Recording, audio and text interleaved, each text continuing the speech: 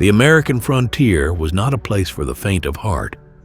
When we look back at the history of the West, we often see it through the lens of movies where the cavalry always arrives on time, or where the lines on the map were drawn by politicians in Washington. But the reality on the ground was much different. For nearly 3 centuries, the expanding colonial powers and later the United States Army faced a resistance that was fierce, strategic, and often terrifying. This wasn't just a matter of skirmishes or random attacks. This was a clash of civilizations, where the terrain, the weapons, and the warrior cultures of native tribes often left the most trained soldiers in the world paralyzed with fear. We are going to look at the tribes that kept the U.S. Army awake at night. We aren't talking about savagery here. We are talking about military capability, psychological warfare, and the sheer will to protect a homeland. From the swamps of Florida to the lava beds of California and the vast expanse of the Great Plains, these are the tribes that earned the deepest respect and the greatest fear from their enemies. Part 1. To understand the fear on the frontier, you have to start on the Texas coast with a group that is often misunderstood but was undeniably terrifying to early settlers, the Karankawa. When Europeans first arrived, they didn't encounter a shrinking, fearful people. They met warriors who were described as giants. These men were tall, muscular, and heavily tattooed, carrying longbows made of red cedar that were as tall as the warriors themselves. These bows were so powerful they could drive an arrow straight through Spanish armor. But the fear of the Karankawa went beyond their physical strength. It was psychological. For a long time, settlers believed the Karankawa were cannibals who hunted people for food. While that terrified the new arrivals, the truth was a bit more complex and spiritual. Modern research shows that while they did practice a form of ritual cannibalism, it wasn't for a meal.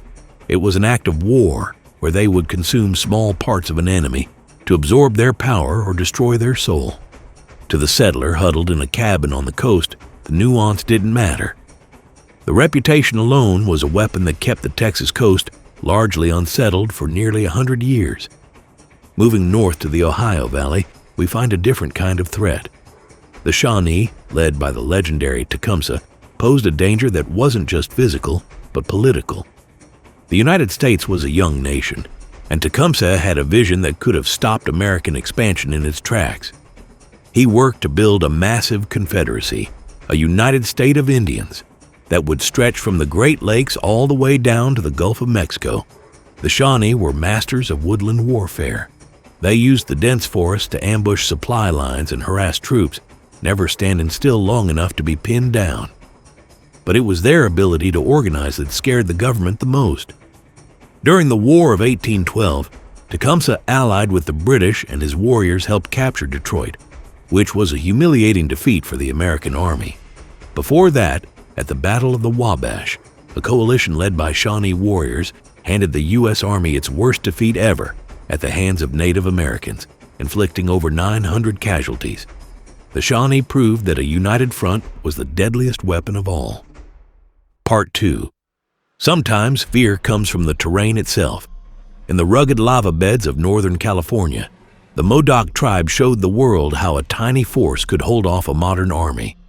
This conflict, known as the Modoc War, is like something out of a movie script. A leader named Captain Jack led a band of just 53 warriors and their families into a landscape that looked like hell on earth: jagged rocks, caves, and deep trenches formed by ancient lava flows. For months, this small group held off over 1,000 U.S. soldiers who were supported by artillery. The disparity in numbers was unbelievable, but the Modoc used the land as a fortress. In the first battle of the stronghold, the army attacked through fog and sharp rocks. They lost 35 men, while the Modoc suffered 0 casualties. Soldiers reported that they were taking fire from invisible enemies. They would see a muzzle flash from a crack in the rocks, but never a warrior. The Modoc built natural bunkers that blended in perfectly with the lava, and they moved through underground tubes to flank the soldiers. It was a masterclass in defensive warfare, proving that knowledge of the land was worth more than 1,000 rifles. Head out to the northern plains and you run into the Blackfoot Confederacy. For the first half of the 19th century, If you were a fur trapper trying to make a living in the northern Rockies, the Blackfoot were your worst nightmare. They controlled the land from the Saskatchewan River down to the Yellowstone, and they effectively blocked American expansion into the area for decades. The Blackfoot saw the American trappers as poachers who were stealing their resources, and they treated them accordingly. This hostility started all the way back with the Lewis and Clark expedition in 1806, and it didn't let up. Between 1806 and 1840, it is estimated that the Blackfoot killed hundreds of American trappers, making that region the most dangerous place in the West. They were also smart about their weaponry. They traded with the British companies in Canada to get guns early on, which gave them a huge advantage over neighboring tribes like the Shoshone. They were truly the Wall of the North, and it wasn't an army that finally broke their power, but the tragedy of smallpox. Part 3. On the Central Plains, the Cheyenne earned a reputation as the shock troops of the Indian Wars. While the tribe had peace chiefs, they also had the dog soldiers. This was a militaristic society within the tribe that refused to settle on reservations and operated almost like a standing army. They were disciplined, fierce, and known for a specific tradition that terrified their enemies. The elite dog soldiers carried something called a dog rope. This was a sash made of buffalo skin and decorated with quills. In the heat of a desperate battle, a warrior would pin the end of this sash to the ground with a spear or an arrow. By doing this, he was anchoring himself to that spot.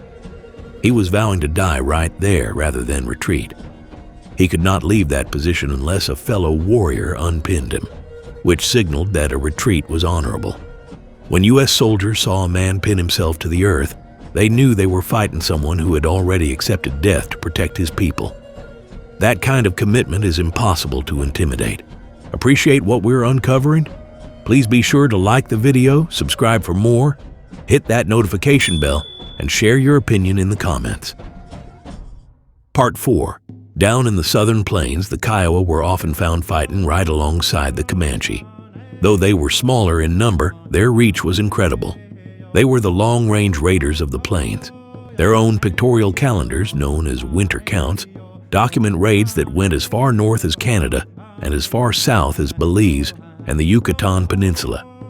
Think about that distance. That is thousands of miles on horseback.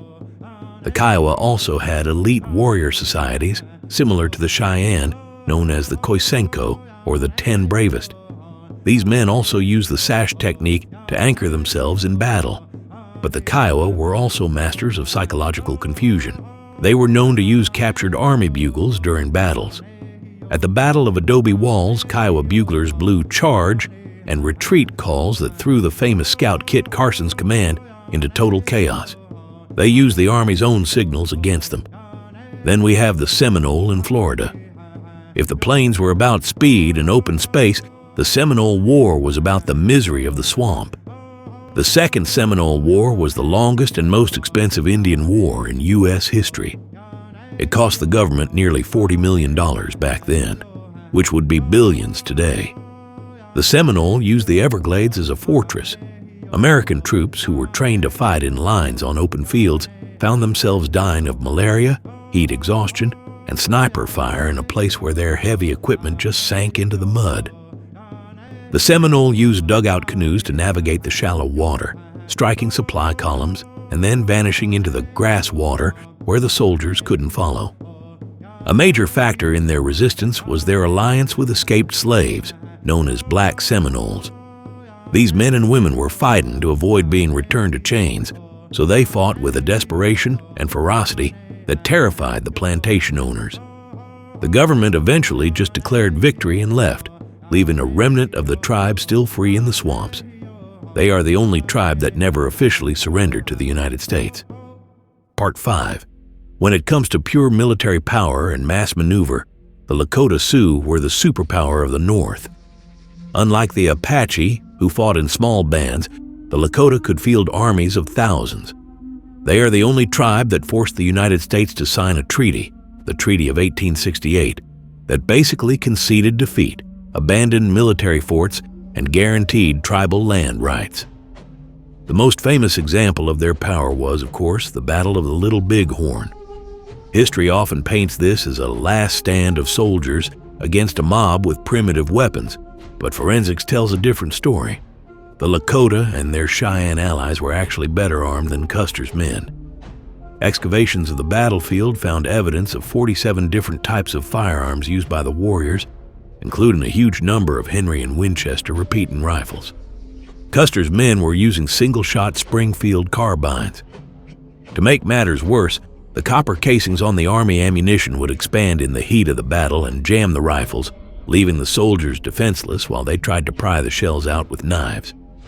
The Lakota had superior firepower, superior numbers, and a warrior culture that allowed them to execute complex flanking maneuvers using signals with mirrors and blankets. They didn't just win, they dismantled the immediate threat completely. Then there were the Apache. If the Lakota were the heavy army, the Apache were the special forces. General George Crook called them the tigers of the human species because of their ability to survive in the harsh deserts and mountains of the Southwest. Their reputation for fear came from their invisibility and their inhuman endurance. An Apache war party could travel 70 to 80 miles in a single day on foot over terrain that would kill a cavalry horse.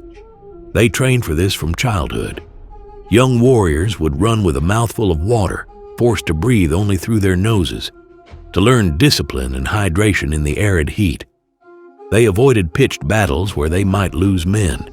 Instead, they perfected the ambush. They would wait in the rocks for days, attack a wagon train, and vanish before the enemy could even organize a defense. The fear of the Apache was also driven by their brutality toward captives. While newspapers often exaggerated, torture was a real part of their vengeance warfare. Techniques like staking victims on ant hills or suspending them over fires were used to terrify settlers and stop them from pursuing the bands. This hit-and-run style allowed tiny groups of fewer than 50 men to tie down thousands of U.S. troops for years. Part 6. Finally, we reach the apex of this ranking, the tribe that exercised an imperial-level dominance over the southern plains, the Comanche. The Comanche didn't just adapt to the horse, they reinvented their entire culture around it.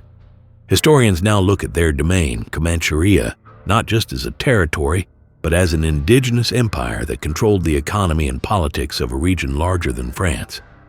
The primary driver of their dominance was their skill on horseback. A Comanche warrior could shoot 20 arrows while riding at a full gallop in the time it took a soldier to reload a single-shot musket. They used a tactic called the Cantabrian Circle, where riders would encircle an enemy in a swirling vortex of arrows, making static infantry formations useless. But the most terrifying thing for a soldier to see was the Comanche ability to use the horse as a living shield. A warrior would hang from the side of his mount, holding on with just a heel and a loop of mane, exposing only one foot to the enemy while shooting arrows from under the horse's neck. Soldiers were often paralyzed by these screaming, rapid-moving targets that they couldn't hit. Their raiding trails went deep into Mexico, sometimes 400 miles south of the border. These raids were so feared that the full moon in September became known as the Comanche moon, because that was when they came to strip entire Mexican states of livestock and captives. They depopulated vast regions and broke the military power of northern Mexico long before the U.S. Army arrived. The Comanche paralyzed the economic development of the southern plains for a century. It took a shift to total war, targeting the buffalo herds and their pony herds to finally bring them down. These tribes were not just obstacles to expansion. They were complex societies with brilliant strategists, disciplined warriors, and a resilience that is hard to comprehend today. They used the terrain, the technology, and the psychology of fear to defend their way of life against overwhelming odds. Which of these tribes do you think had the most effective military strategy given the resources they had? Let me know your thoughts in the comments below.